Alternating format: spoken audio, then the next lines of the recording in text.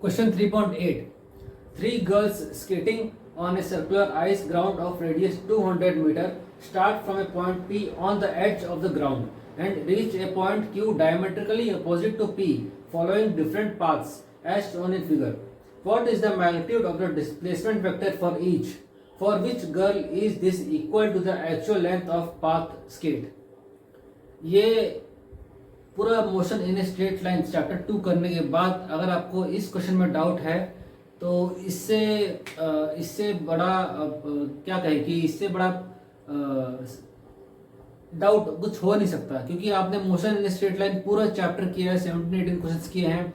ये 8th question तक 20-25 question करने के बाद किसी को डिस्प्लेसमेंट में डाउट है तो इससे बड़ा क्या कहें किसी को। ठीक है, देखिए डिस्प्लेसमेंट पूछा है, डिस्प्लेसमेंट इतना करने के बाद फिर वही सबसे सिंपल क्वेश्चन पे आ गए डिस्प्लेसमेंट। हमें पता है डिस्प्लेसमेंट वेक्टर क्या होता है।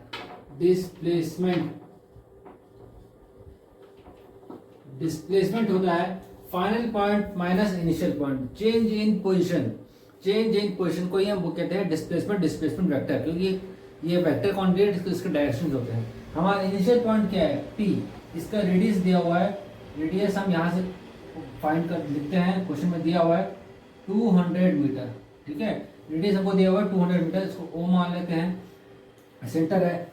तो हमारा डिस्प्लेसमेंट क्या हो जाएगा, पूरा final point initial point P, final point Q, तो क्यू माइनस पी है ना, पूरा ये पी क्यू हो जाएगा। पी क्यू वेक्टर डिस्प्लेसमेंट हमारा वेक्टर है, और हमको क्वेश्चन में दिया हुआ 200 मीटर रेडियस, तो पी क्यू हो जाएगा 2 × 200 मीटर पूरा। ठीक है, 200 मीटर, तो डिस्प्लेसमेंट हो गया 400 मीटर।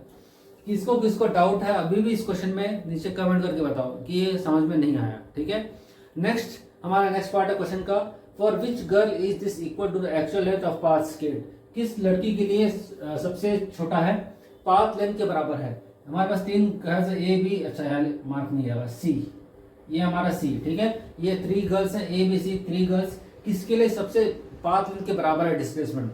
ये भी कोई सवाल है, बहुत इजी है। Displacement is equal to path length कब होता है, डिस्प्लेसमेंट